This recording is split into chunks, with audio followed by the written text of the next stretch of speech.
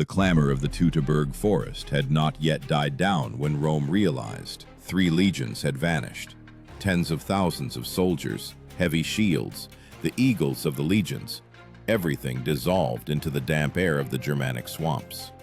Several years later, in 71 CE, Rome returned, not for revenge, but for survival. On that day, 72,000 barbarians stood opposite the empire's legions. One day was to decide whether Rome would fall definitively or rise from the ashes of defeat. Could a man, surrounded by the enemy's wild fury, hold formation and remain human? The answer to this question is hidden in one of antiquity's most terrible and brilliant battles. Tacitus wrote, "Roman blood demanded atonement." This phrase reflected the spirit of the era, not pride, but a desperate need to restore order, disrupted by Varus's defeat. The legionaries who had survived that humiliation grew up in fear of the north. But now they were led by a man who did not fear the darkness, Legate Quintus Petilius Cerealis. His soldiers were not ordinary. Their bodies were encased in the iron plates of Lorica segmentata, and on their shoulders rested the weight of almost 30 kilograms. Armor, sword, throwing spears, shield, a day's ration of grain and water. For most modern people, this is equivalent to running a marathon with a concrete block on one's back. But it was precisely this burden that transformed them into a living wall. The wall of shields, which closed tight under a hail of arrows, was called the testudo, tortoise. As the Germans unleashed stones and spears upon the Romans, this tortoise crept forward, striking the ground with a dull clang of iron, as if the earth itself were moving against the enemy. Inside this formation, the legionaries breathed hot air, permeated with sweat and iron, yet no one retreated. Archaeological excavations at the battle site near Weserberg revealed dense rows of arrows and arrowheads, embedded almost a meter deep in the earth, traces of the very bombardments that the Roman infantry endured. Their discipline was not merely a military habit, but a religion, an order opposed to chaos. According to various sources, the Germans fielded about 70,000 warriors, the tribes of the Chauci, Bructeri, and Cherusci. They had no unified uniform, only fury and the voices of their chiefs. Chroniclers wrote that the Germanic ranks resembled a storm, vast yet uncontrollable. Their weapons were crude yet deadly, long framei, spears, heavy clubs, sometimes even the bones of fallen enemies tied to handles as talismans. But beneath this fury lay weariness. Few knew that the Germanic chiefs distrusted one another. Each desired glory, none subordination. Against them stood a machine, iron, precise, cruel, yet unified. In this lay the strength of the empire.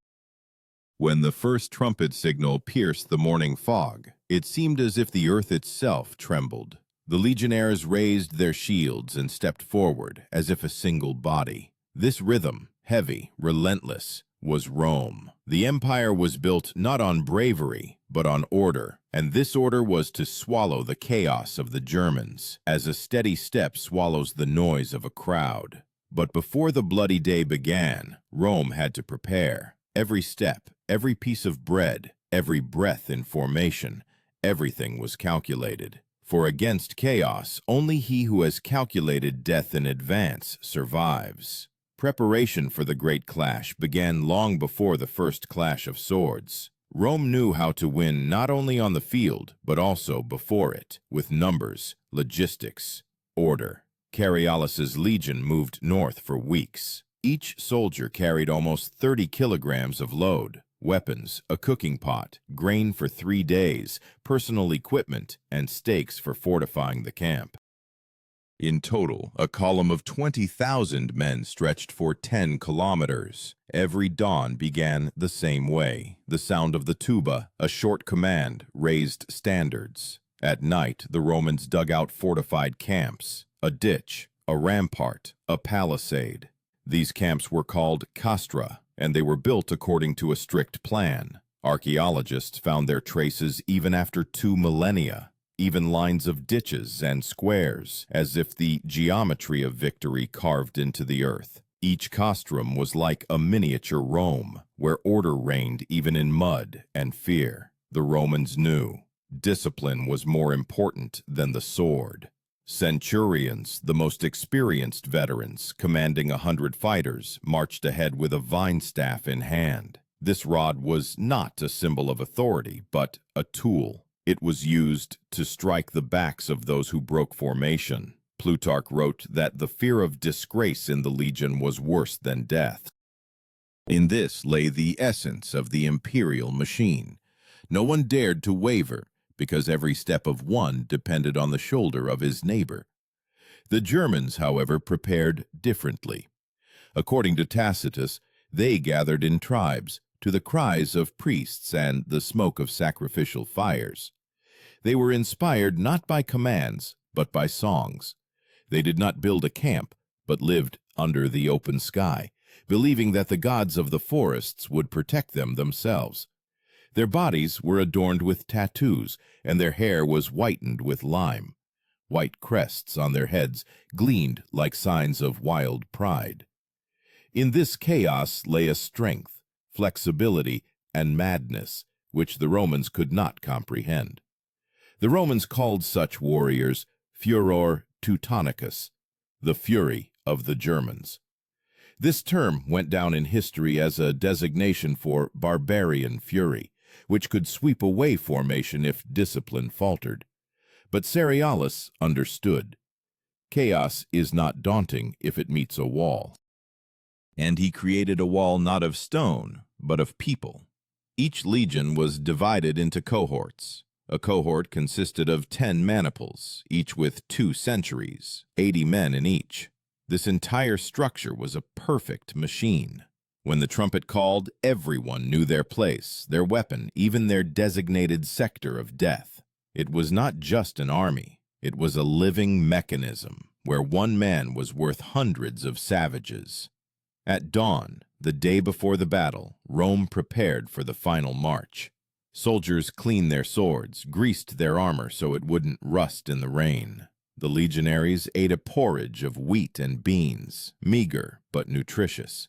According to the calculations of historian Goldsworthy, such food provided energy for a 20-kilometer march. They moved in iron helmets with crests, to the thud of hooves and the clank of gear. Wagons with provisions and blacksmith carts followed behind.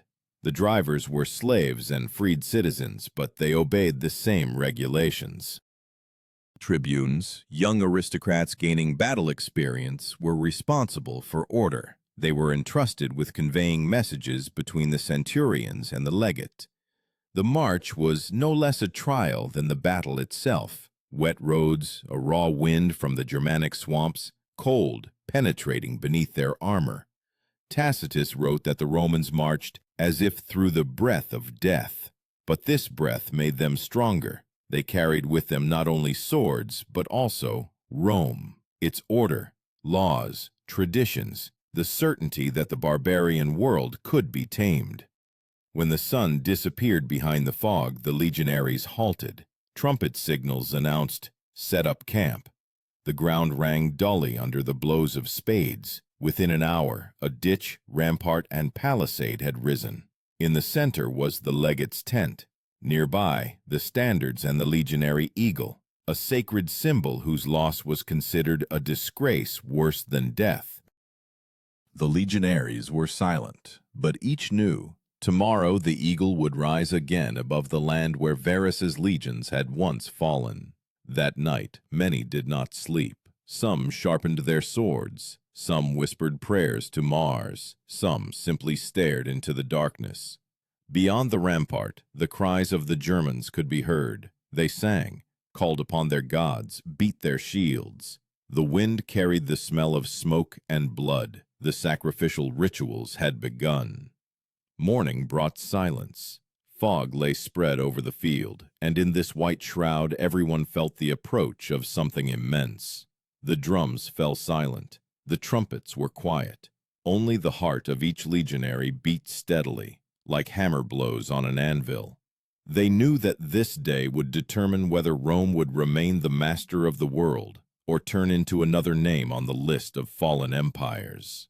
When the first arrow pierced the fog, everything that had been prepared for weeks was to materialize in an instant.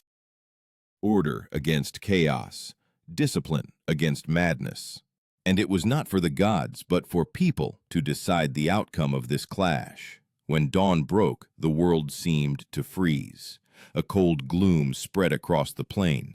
The smell of damp earth mingled with metal, and in this silence, only the muffled breathing of thousands of people under armor could be heard. In the distance, the lights of Germanic campfires flickered, uneven, like the eyes of predators in the fog. Legate Cerealis stood next to the standard, looking east. His task was not just to win, but to erase the fear that had settled in the souls of the Romans after Varus's catastrophe. When the trumpets gave the signal, the legions moved forward. The order was impeccable. In front, heavy infantry. Behind it, archers and cavalry. Every step measured. Shields tilted, spears angled. This was the movement not of an army, but of a force of nature, shaped into human form. The ground trembled, birds flew up, and even the wind, it seemed, kept pace with the iron formation. The first clash occurred by the bank of a small river. The Germans, hidden in the fog, struck the flank, hoping to repeat the success of Teutoburg, to strike suddenly and crush order. Their cries, "Vodon! Donar!" cut through the air. But the Romans did not waver. The centurion raised a sign, a short wooden staff, a symbol of command, and the formation closed ranks. The shifting of ranks under this signal was called contiguatio, a maneuver where warriors shortened the distance between their shields, turning the front rank into an impenetrable wall. Under a hail of framii and spears, this wall moved forward, slowly but relentlessly. The Germans threw everything they could, spears, stones, even burning brands. They roared like beasts, but Roman steel responded with silence. Tacitus wrote that the sound of Roman combat was the sound of a forge. The blows of swords against shields merged into a rhythm like hammers on metal. The warriors knew rhythm was life. Loss of rhythm meant death. With each step, they felt the hot breath of their neighbor, the hum of blows, the creak of straps. In these sounds, fear and doubt dissolved. In the center of the battle, the Germans put forward their best warriors, chosen from the Chatti tribe. These men fought without armor, their bodies smeared with fat, so that swords would slide off their skin. Priests led them forward, shouting curses and oaths.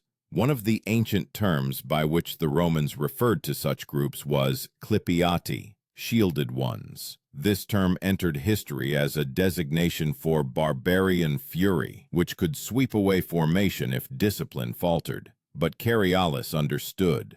Chaos is not daunting if it meets a wall, and he created a wall not of stone, but of people. Each legion was divided into cohorts. A cohort consisted of 10 maniples, each with 2 centuries, 80 men in each. This entire structure was a perfect machine. When the trumpet called, everyone knew their place, their weapon, even their designated sector of death. It was not just an army. It was a living mechanism where one man was worth hundreds of savages. At dawn, the day before the battle, Rome prepared for the final march. Soldiers cleaned their swords, greased their armor so it wouldn't rust in the rain. The legionaries ate a porridge of wheat and beans, meager but nutritious. According to the calculations of historian Goldsworthy, such food provided energy for a 20-kilometer march. They moved in iron helmets with crests, to the thud of hooves and the clank of gear. Wagons with provisions and blacksmith carts followed behind. The drivers were slaves and freed citizens, but they obeyed the same regulations. Tribunes, young aristocrats gaining battle experience, were responsible for order. They were entrusted with conveying messages between the centurions and the legate. The march was no less a trial than the battle itself. Wet roads, a raw wind from the Germanic swamps, cold penetrating beneath their armor. Tacitus wrote that the Romans marched as if through the breath of death, but this breath made them stronger. They carried with them not only swords, but also Rome, its order, laws, traditions, the certainty that the barbarian world could be tamed. When the sun disappeared behind the fog, the legionaries halted. Trumpet signals announced, "Set up camp." The ground rang dully under the blows of spades. Within an hour, a ditch, rampart, and palisade had risen. In the center was the legate's tent. Nearby, the standards and the legionary eagle, a sacred symbol whose loss was considered a disgrace, worse than death. The legionaries were silent, but each knew. Tomorrow, the eagle would rise again above the land where Varus's legions had once fallen. That night, many did not sleep. Some sharpened their swords, some whispered prayers to Mars, some simply stared into the darkness. Beyond the rampart, the cries of the Germans could be heard. They sang, called upon their gods, beat their shields. The wind carried the smell of smoke and blood. The sacrificial rituals had begun. Morning brought silence. Fog lay spread over the field, and in this white shroud everyone felt the approach of something immense. The drums fell silent, the trumpets were quiet. Only the heart of each legionary beat steadily, like hammer blows on an anvil. They knew that this day would determine whether Rome would remain the master of the world or turn into another name on the list of fallen empires. When the first arrow pierced the fog, everything that had been prepared for weeks was to materialize in an instant. Order against chaos, discipline against madness. And it was not for the gods, but for people to decide the outcome of this clash. When dawn broke, the world seemed to freeze. A cold gloom spread across the plain, the smell of damp earth mingled with metal. And in this silence, only the muffled breathing of thousands of people under armor could be heard. This was the moment when everything was decided, not by gods, not by fate, but by those who did not avert their gaze. Cerealis saw that the left flank was trembling. There the Germans pressed with mass, trying to crush the formation. Their onslaught resembled a sea tide. A roar, blows, a retreat, a new blow.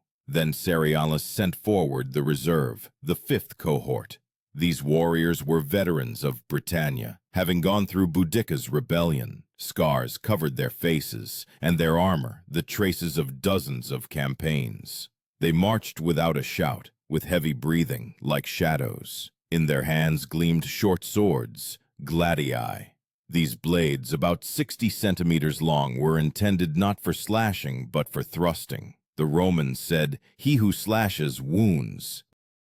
He who thrusts kills." And when the cohort crashed into the Germans, the fight turned into a brutal dance. Blows to the stomach, a shield thrust, a step forward. The ground underfoot was quickly covered with bodies. The Germans tried to retaliate, but their weapons were longer, more cumbersome in close combat. They stumbled, screamed, lost formation. Blow after blow, second after second, the cohort advanced. The Roman formation resembled millstones, cold, relentless, grinding, living mass. Tacitus wrote, "The Romans do not wage war, they work." In the center of the field, the Germanic chiefs arrayed their own reserve, tall, hardened warriors, covered by long shields, wrapped in animal skins. Among them was an elder named Harid, one of the leaders of the Chauci. Chroniclers mention that he challenged the Romans, raising his sword above his head and shouting, "This is the land where Rome will die." The sound of a horn was his answer. From behind the line of legions, cavalry moved, about 3,000 horsemen. Their spears gleamed in the sun, and a moment later they crashed into the flank of the Germanic reserve. The force of the impact was monstrous. Horses, covered in armor, broke ranks, spears pierced shields. The Germans staggered, fell, roared. But even then, they did not surrender. The battle had already lasted more than 6 hours, and neither side had a decisive advantage. At this time, on the right flank, the Germans undertook a new maneuver. Several hundred warriors bypassed the Romans through a low-lying area, hoping to strike the baggage train. This was a risk, to cut off the legion from provisions and equipment, but Cariolus had foreseen such a move. He ordered Legate Sabinus to deploy maniples of reservists. These reservists were called auxiliaries, allies from conquered provinces. Among them were Gauls, Spaniards, and Numidians. They did not wear heavy armor, but moved quickly and knew the cunning of battle. When the Germans broke into the baggage train, the auxiliaries met them with a hail of javelins. These light throwing spears, pilums, bent upon impact so the enemy could not use them. After the first wave of javelins, the fighting transitioned to close combat. The Romans fought fiercely, defending not gold but order, upon which the life of the entire army depended, and soon the Germans began to fall back. Archaeological findings in the Weserberg area confirmed the presence of burned wagons, weapons, and coins, traces of this attack on the baggage train. This shows that the battle indeed covered a vast territory and was not limited to one section of the field. By midday, the sun had dried the fog, and a hot haze hung over the battlefield. According to historians' estimates, Germanic losses exceeded 20,000 men, but no one retreated. Their fury was boundless, their screams piercing. One of the centurions later said, "They died standing like cornered beasts." Cerialis understood that the decisive moment was near. He raised his hand, gave the signal, a short trumpet blast, signifying the advance of all cohorts. Hundreds of shields closed ranks. The formation moved forward as a single body. The grass underfoot turned red. The Germans threw themselves chest first onto spears, grabbed swords with their hands, died, but did not surrender. The sun was setting in the west, and it seemed as if time itself had stopped in this bloody slaughter. Everything that once separated people, language, lineage, faith, vanished. Only the struggle for breath remained. Every step cost a life. Every breath was a victory. Rome and the barbarians intertwined in a terrible symphony. The clang of a sword, a gasp, the ringing of metal. But in this hell, Roman order continued to exist. When the Germans again tried to encircle the center, the trumpets sounded once more, giving the command to reform into a wedge, the venom formation. Blade. The warriors closed ranks in a triangle and cut through the enemy masses, like a spear through air. And it was this maneuver that became the beginning of the end for the Germans. The sun was setting, the field turning into a sea of shadow and smoke, and where the tribes had stood in the morning, their bodies now lay. Rome still stood, but the price of victory was monstrous. The blood-soaked earth trembled, as if it itself remembered the pain. Cariolus looked at the horizon and understood. The empire had survived today, but survival was not victory. It was a promise of a new war, where Rome's fate would once again hang in the balance. Evening descended upon the battlefield slowly, as if hesitant to touch this place. A hot mist hung over the ground, a mixture of dust, blood, and smoke. The Romans were silent. Their bodies were covered in mud and sweat. Their hands trembled from exhaustion, but the formation did not break. Centurions walked along the ranks, checking who was alive, who could stand. Behind them followed warriors from the medical detachments, bearers with wooden stretchers, which were called ferula. They picked up the wounded, bandaged them, brought water. Water, the most precious thing that remained. Drinking water was rationed by the sip. Cerialis sat on his knee by the field standard. His mantle was soaked with blood, but his gaze remained cold. He understood. The day was not yet over. The Germans, despite monstrous losses, had not vanished. Thousands remained in the forests, ready to attack again at night, and if Rome allowed disorder, victory would turn into catastrophe. The legionaries began to fortify again. They drove in stakes, pitched tents, erected a palisade. Every evening camp was like a ritual, proof that order lived on, even after the battle. The sun was setting, and its reflection in the armor resembled fire. This was the fire of the Empire, which does not go out, even when everything around collapses. At night, the Germans undertook a desperate sally. About 3,000 warriors, led by the remnants of Herod's retinue, tried to break through to the camp. They moved silently, under cover of the wind, but the Romans had guard posts, small groups of soldiers performing 12-hour duty. These posts were called vexilla. One of the sentries heard a twig snap and raised the alarm. Instantly, signals spread through the camp. Trumpets sounded. Legionaries sprang up. Within minutes, the formation assembled. The moon illuminated their helmets, and it seemed as if hundreds of silver faces looked out from the darkness. The Germans burst in with a roar, throwing torches, but ran into an iron wall. The fight lasted only a few minutes, but it became the last surge of barbarian madness. The Romans repelled the attack, and the bodies of the enemies were piled up at the rampart. In the morning, Cerealis inspected the field. According to various estimates, the Germans lost more than 70,000 warriors. The Romans, about 8,000. Tacitus wrote, "The field was so thickly strewn with bodies that the river could not flow." This was not a metaphor. Archaeologists found bones of people and horses in layers of silt, which confirms the scale of the slaughter. After the battle, the legionaries buried their fallen for 3 days. The Romans buried their own. Enemies were left for birds and beasts. For the Germans, this was a disgrace, a deprivation of peace after death. But for the Romans, a lesson, a reminder to all who would challenge the empire. Over the mass grave, the legionaries erected a wooden cross, on which they hung a laurel wreath. This was not a gesture of revenge, but a sign of purification. Rome was restoring balance to the world.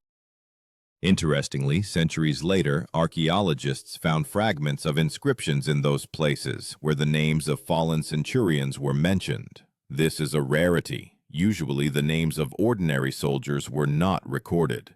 But apparently this battle was so terrible that even officials gave it special significance. Since then, the Germanic tribes no longer gathered in such numbers. Their unity collapsed, like a tower of clay falling.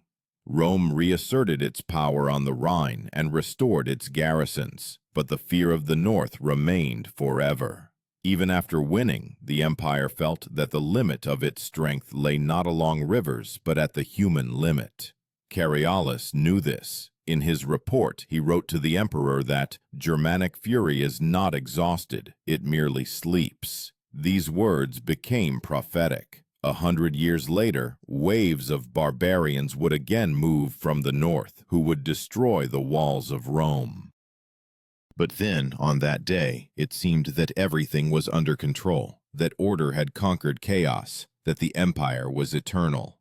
When the sun finally disappeared, the legionaries gathered around the campfires. They ate dry bread, washing it down with water, and remained silent. Someone looked at the sky, where stars were already twinkling. One of the veterans quietly said, "We won, but why do I feel as if I died?" No one answered, because everyone understood. A part of them remained there, in the mud, beneath the bodies of the enemies. And yet Rome survived.